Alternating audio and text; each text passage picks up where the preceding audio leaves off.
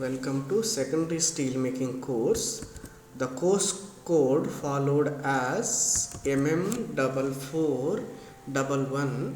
Let me introduce this subject introduction. What are the main objectives of this course are to study and understand the different refining techniques involved in these processes. Basically, this secondary steel making process is nothing but refining process.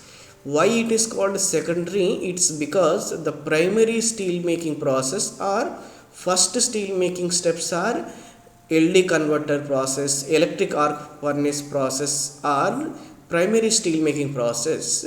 Further refining, improving the quality, removing the impurities, adding the allying elements and temperature adjustment, homogenization, all those things will be carried out at refining stage. So that is why it is second step. That is why it is called secondary steel making process. It also involves to understand the metallurgy involved in tundish during the continuous casting process. The tundish metallurgy plays an important role for modification of inclusions and removing the inclusions, which is called inclusion less steel or quality steel, which is possible by secondary steel making techniques. That is why it is also called ladle metallurgy, tundish metallurgy, injection metallurgy, based on the processes and the purpose for which these secondary steel making techniques are used. It is called ladle metallurgy, tundish metallurgy, injection metallurgy. These are the few textbook references in detail. One can refer for this entire course. These are the possible textbook references. If you need, you can refer few more textbooks. There are e-copies available. The student is instructed to refer more and more textbook with respect to the title or chapter and topics. This is one cover page for secondary steel making principles and applications by Indra Ghosh, and iron making and steel making by Indra Ghosh. Another cover page textbook is a first course in iron and steel making by Deepak Mujumdar, and steel making by A.K. Chakravarti textbook is also good textbook. For numerical problems involved in steel making, one is suggested to refer this textbook by Dr. S.K. Datta. Now coming to few secondary steel making steps. What are they? The first step is bottom injection process. From the bottom, the passage provided in the ladle, this particular tip is closed. You can close it and you can open, and you will be sending the inert gas bubbles for homogenization of composition in this primary making steel. And another thing is lancing. From the top you can lance, you can send the pure oxygen and you can homogenize, you can adjust the composition and you can reduce the carbon level to large extent and phosphorus level.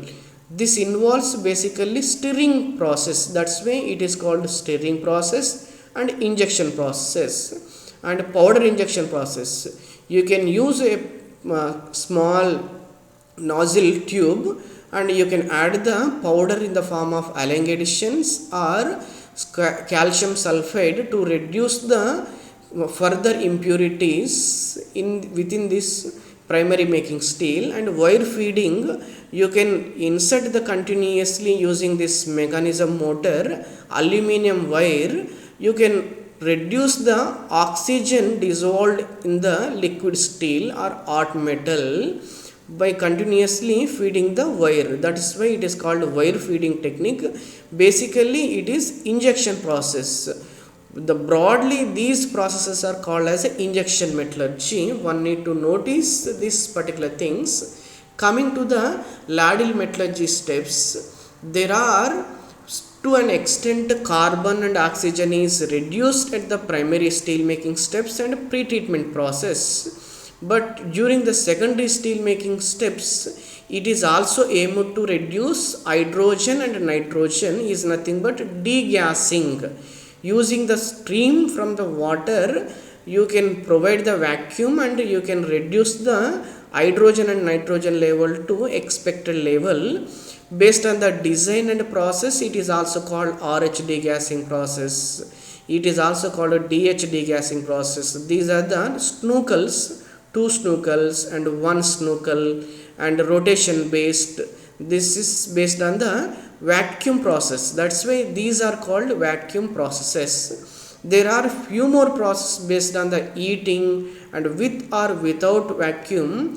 VOD process, vacuum oxygen decarbonation process. You can reduce the carbon to low level to produce the interstitial free steel around 0.003 percentage also possible.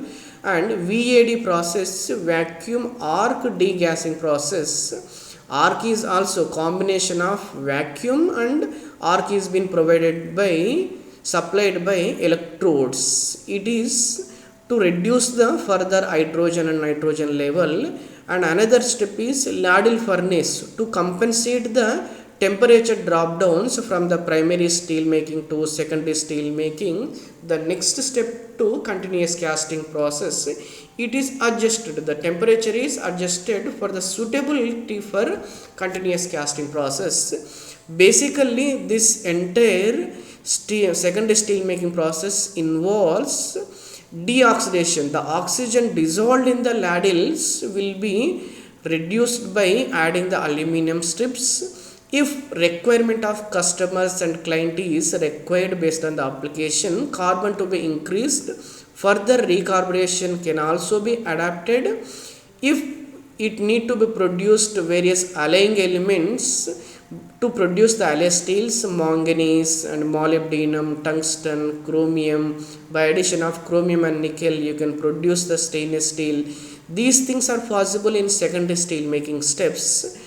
And finally, this teaming ladle and stripping process involved in continuous casting process. The first step is from the teaming ladle. After secondary steel making steps are finished, teaming ladle 2, it is been poured, teaming continuously coming out liquid steel to tundish. It is stored for a while. Inclusion phase treatment is taken place at this tundish stage and continuously move to these molds, and with the combination of rollers continuously it is connected and it is being produced in the form of billet and blooms.